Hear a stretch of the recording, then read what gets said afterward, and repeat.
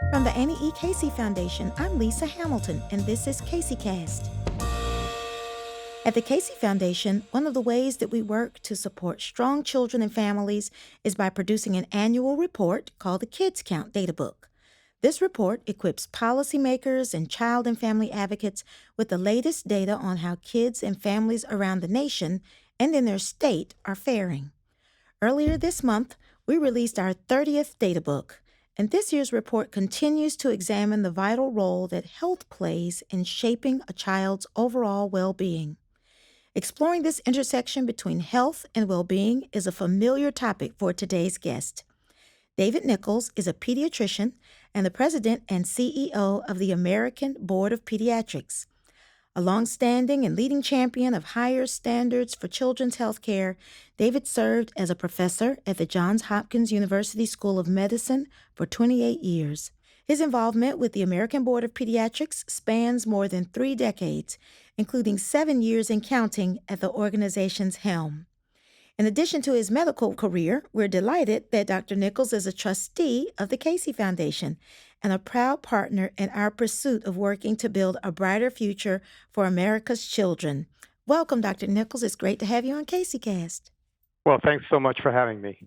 Why don't we start talking about a topic that has been in the news a lot over the last several years, and that's health insurance coverage. I'd like to talk first about some of the health trends that we're seeing in this year's Kids Count Data Book.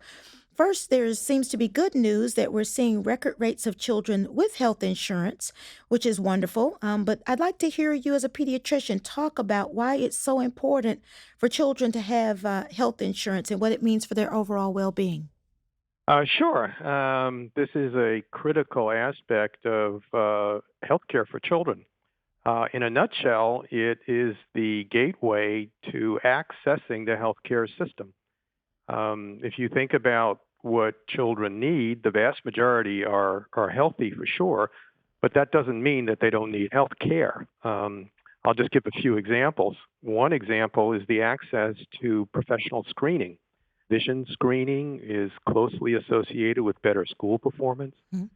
Lead screening is another example. We had a courageous pediatrician in Flint, Michigan, able to detect lead poisoning in the water system and really save a community, not just children in the community.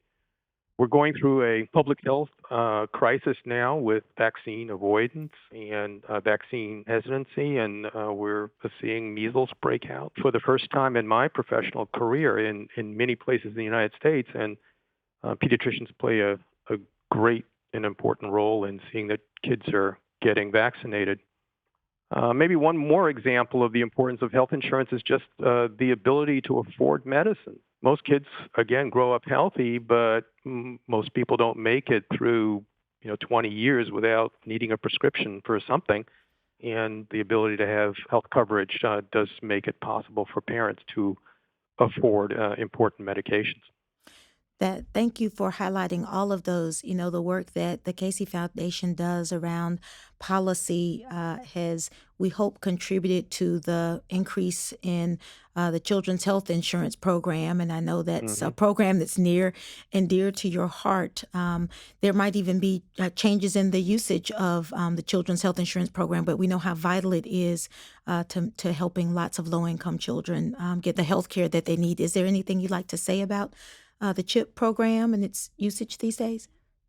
Yeah. No, I'm very happy to congratulate Casey and proud of Casey for the work that it has done in partnership with other organizations to try and ensure both the availability of CHIP and the availability of Medicaid, which are foundational insurance programs for children. Unfortunately, we're approaching a world in which 50% of children in the United States are poor.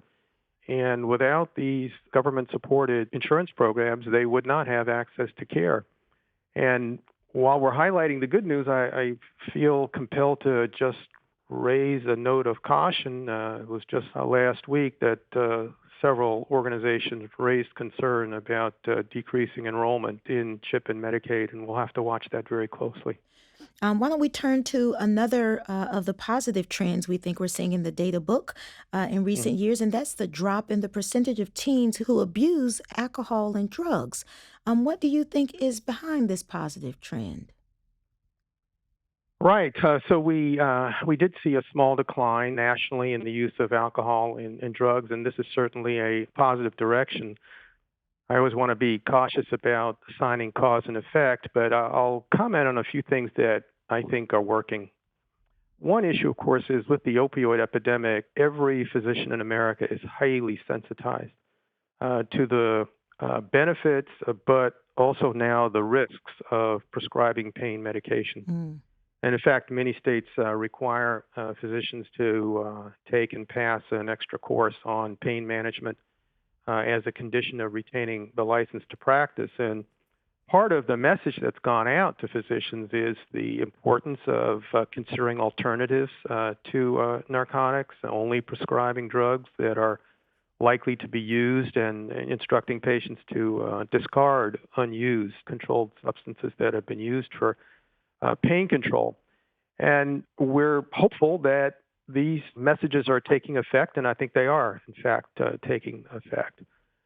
On the alcohol side, one of the very exciting things from the perspective of pediatricians is that parents are finally getting the tools to actually affect the drinking habits of teenagers. And yeah, so there's a body of literature that's emerged that's based on the concept of motivational interviewing. So it essentially says that you talk to your teen and focus on their strengths, focus on their abilities, concentrate on coping mechanisms, and setting up a plan to deal with drinking situations, Hmm. and using all those tools to really help the teenager self-evaluate and self-regulate their behaviors. And those tools have turned out to be remarkably effective. So I'm celebrating the efficacy and impact of parenting now. Well, that's fantastic, and I think gives lots of folks hope that there aren't Yeah. just wide scale public health interventions that can make a difference, but also the role individual parents have in the lives of their kids are going to be able to help us turn the curve on these issues. So that's great to hear that there are lots of different strategies that could be helpful. But you mentioned the opioid crisis, and I'd like to give you an opportunity to talk about that. We certainly know that while there might be decreases in alcohol and drug use among teens, we're certainly seeing a huge spike in opioid use across the country. Could you talk more about what this means for families, the children that are growing up in families where even parents are struggling with addiction? Oh, sure. Of course, the scourge of opioid addiction affects families deeply, not just the person who's addicted.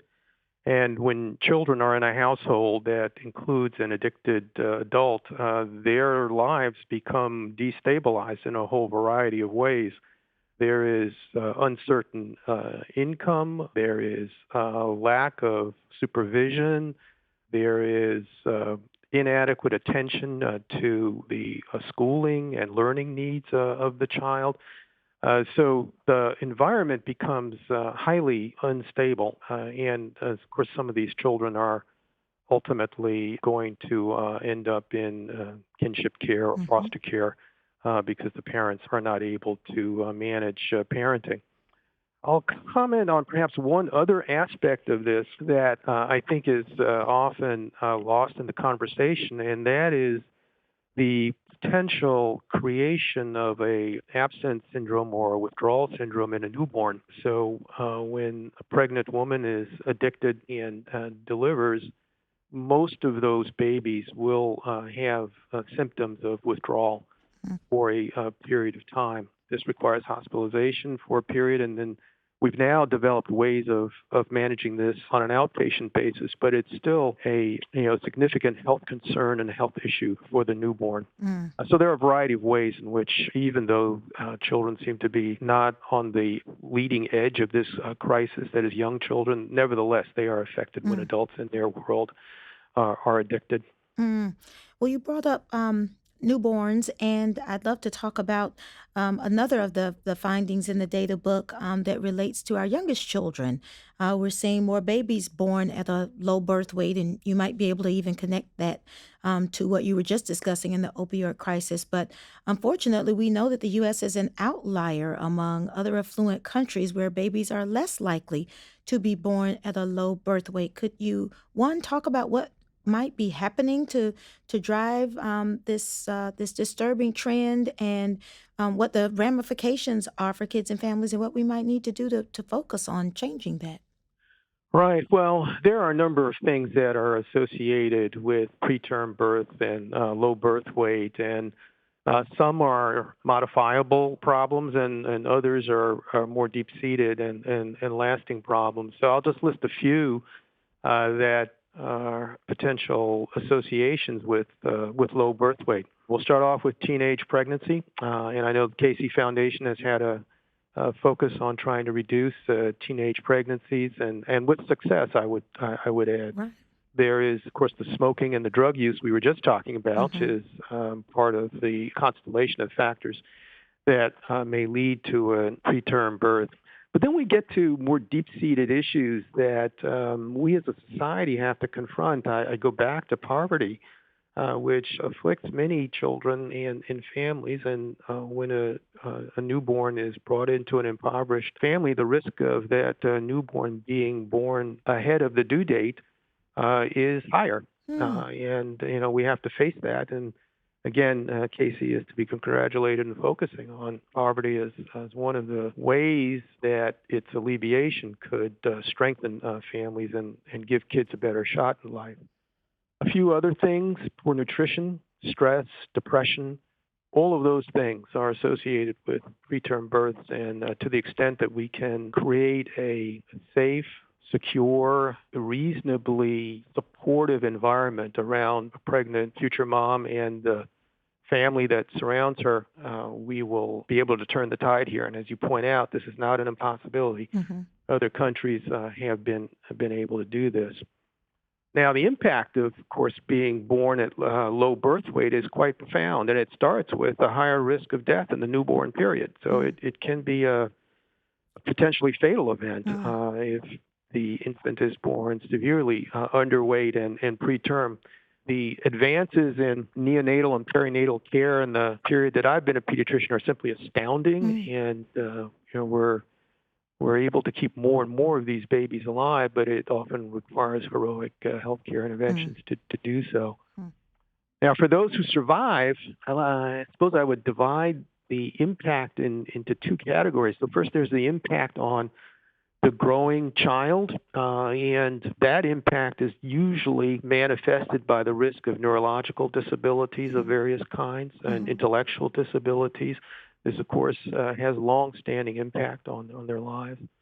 For those who escape that fate and able to make it into adulthood without that disability during childhood, there is still a risk that can be traced back to being born at low birth weight and preterm, and that is that there's a higher incidence of high blood pressure in adults who were born preterm, and there's also a higher risk of type 2 diabetes, insulin-resistant diabetes. So it has very wide-ranging effects, and we all together as a society need to be able to do everything we can to allow babies to grow to term before they're delivered. Mm.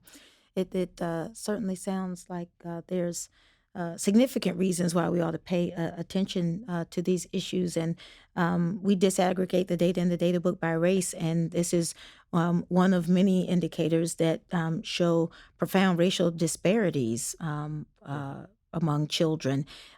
Is there more you'd like to say about why we might be seeing racial disparities for this low birth weight? Certainly, the incidence of people of color being affected by the variety of issues you talked about.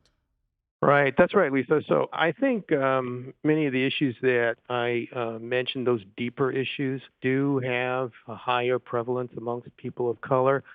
And this is part of the array of healthcare disparities that we have to face in the United States. We'll go back to poverty. It's more prevalent in people of color and African American and Native American populations, Hispanic populations in particular. The issue of poor nutrition, the issue of stress and racism, those are all factors that I believe have a role to play in the disparity of people of color having a higher incidence of preterm births. I know one of the programs and policies that Casey's invested in for quite a while are home visiting programs that hmm I think can have make a difference here. Could you talk about what home visiting programs are and how they might help us change these kinds of statistics? Right. So the home visiting programs involve often a prenatal contact between the visiting nurse and the mom, the future mom. The contact establishes what the visiting nurse will be able to do and begins to build the relationship. And much of healthcare for new parents involves just explaining what's going to happen with this miraculous little baby in front of them as they're developing day by day, and what the baby's needs are going to be and what to anticipate to be prepared for changes in sleep pattern or changes in eating habits and new diets, and what happens if the baby doesn't seem to want to latch on to the breast for breastfeeding. There are all kinds of things that parents have to be ready for, and a lot of it also is just encouragement. You're doing the right thing. You're a good mom. You're really taking care of your baby well. And that alone goes a long, long way, especially in a world where family networks are often not as tight as they were generations ago, and young parents don't have a deep family network to provide the support and the experience. We found, and the literature supports, that these programs are highly effective. And one of the ways we know this is that they have been shown to decrease the incidence of child abuse, as an example, by having this very straightforward type of support that parents can take advantage of. Sounds like it's an intervention we all ought to keep supporting because it sounds hmm like it has multiple benefits even before babies are born and as they are becoming toddlers. So thank you for that insight on the benefits of that. So we've talked a bit about individual data trends this year, but I'd like to talk a little about the differences between generations. This year marks the 30th anniversary of the Kids Count data book. And as somebody who's a leading voice in caring for kids and their well-being, I'm curious what you see as the issues that might be different since the time we started this data book. How are the current generation of kids, Generation Z, faring differently than millennials? Well, it's a fascinating story, actually. I think all of us have Generation Z kids in our world as well as millennials in hmm our world. So you can actually observe those differences firsthand. I'll just comment on the healthcare challenges, perhaps, and note that there are many other things that one could talk about. But in terms of healthcare, things that we're focused on in pediatrics as challenges that have to be met and solved. Number one, I would list the high incidence and growing incidence of obesity in children of this generation, and many reasons for that: food deserts, the decline of physical education and recess, and opportunities for kids to exercise. And of course, the nature of the food intake that is often unhealthy in many neighborhoods. So this is a big concern for us. We used to think of type 2 diabetes, which I mentioned, I think, earlier in the conversation, as an adult onset problem. And it is now a pediatric disease. And it's a pediatric disease that is skyrocketing, particularly in the African American and Native American communities, often related to obesity. What's the incidence of obesity in kids these days? Well, it's fairly high. I would say it's in the 10 to 30% range, depending on the community that you're in, and it's much higher than we've ever seen any previous generation experience. Of course, it's not just children; it's adults too. The adults in their world are also larger than previous generations were.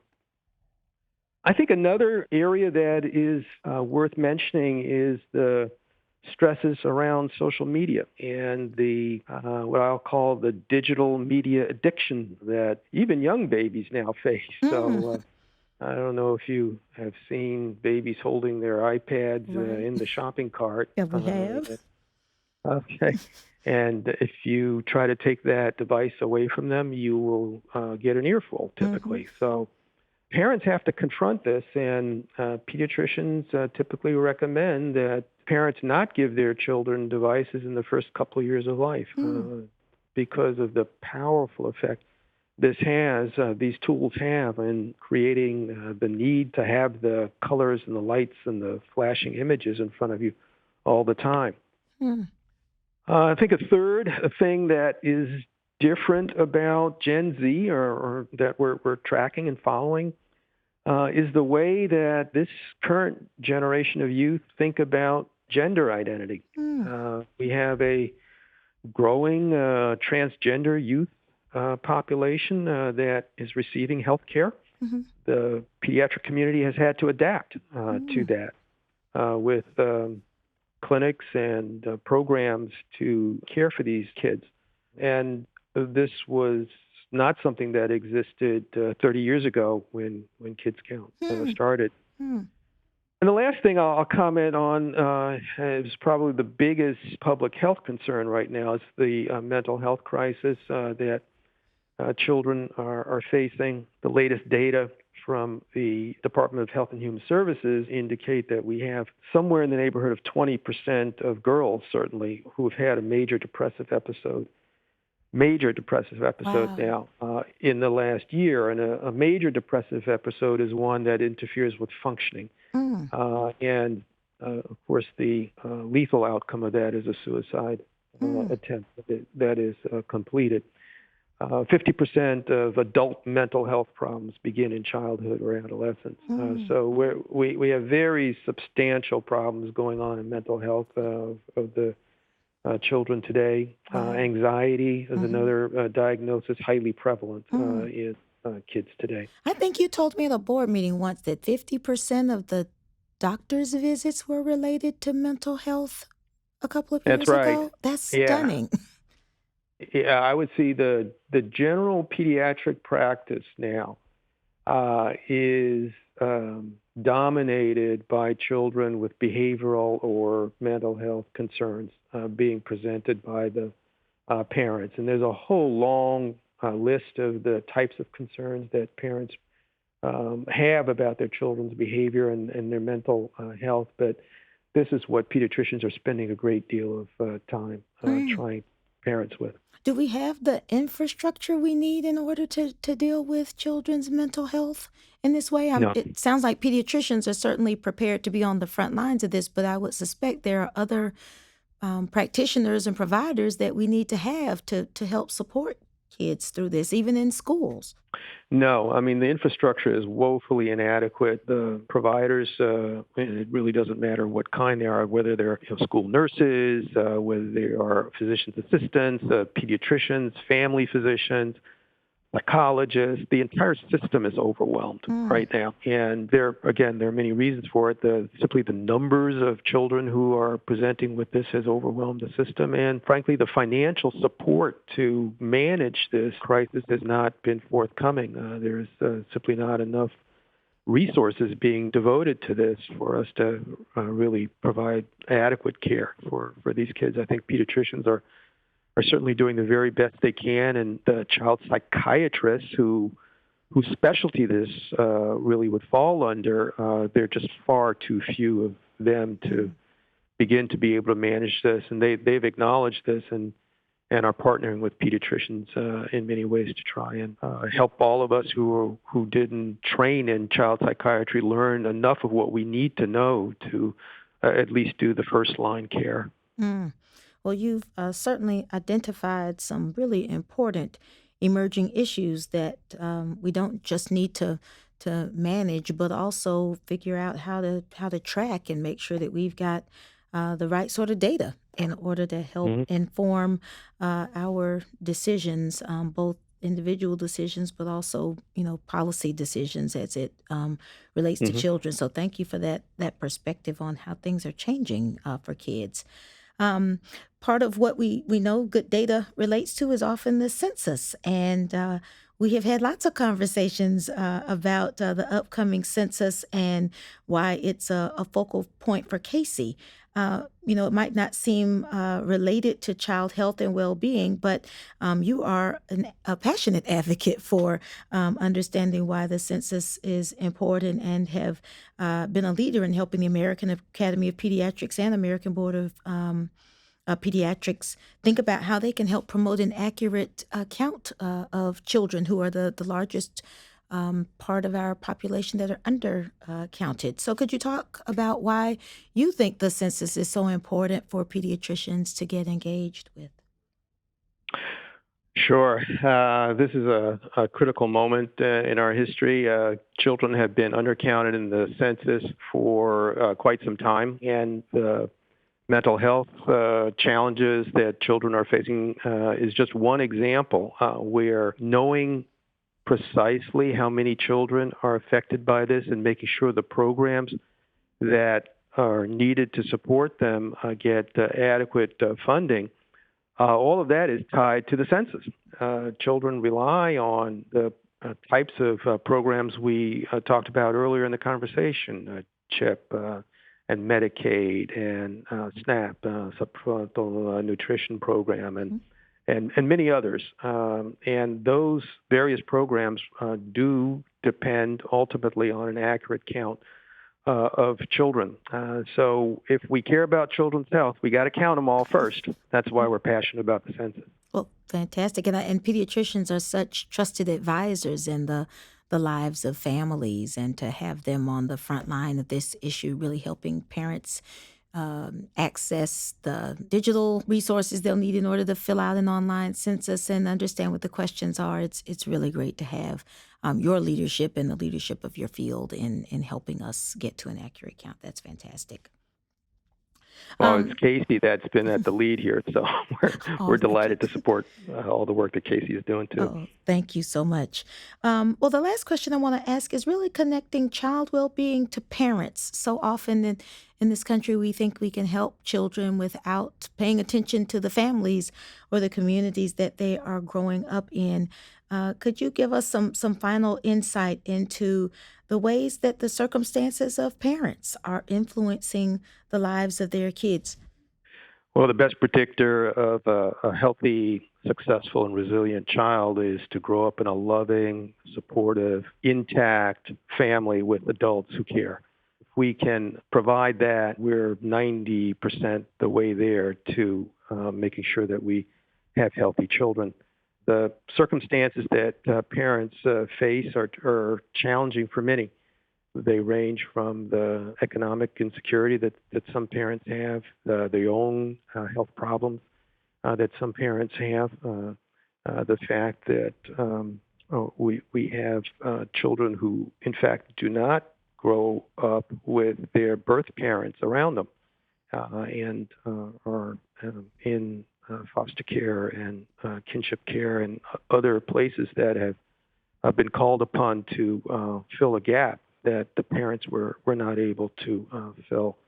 I think the underlying predictor that I'm trying to highlight perhaps throughout this entire conversation of what it means to be a healthy child does ultimately lead back to the environment that the parent can provide. Mm. Pediatricians are there to help and support parents, to be a guide and to be an advisor, sometimes to provide medications and active interventions, but mostly it's to just to help guide along the way.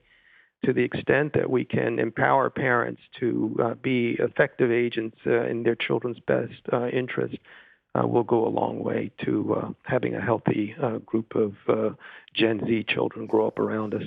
Thank you so much for that perspective, and thank you for all of the insight you have offered. Everything from how we can make sure our children are born at healthy birth weight to helping them avoid alcohol and drugs as teens and having the kind of health care that they need throughout their lives, and even giving us perspective on some of the emerging trends that you're seeing we need to pay attention to, like mental health and obesity. I, for one, am delighted that we get to partner with you as a trustee of the foundation, and even more excited to have your leadership in the field to help guide all of our pediatricians as they support our kids to be healthy. Thank you so much for joining us and for sharing your insights with us. Thank you, Lisa. I really enjoyed the conversation. Wonderful. And I want to thank our listeners for joining us as well. If you've enjoyed today's conversation, please rate our show on Apple Podcasts to help others find us. You can ask questions and leave us feedback on Twitter by using the CaseyCast hashtag. To learn more about Casey and the work of our guests, you can find our show notes at aecf.org/podcast.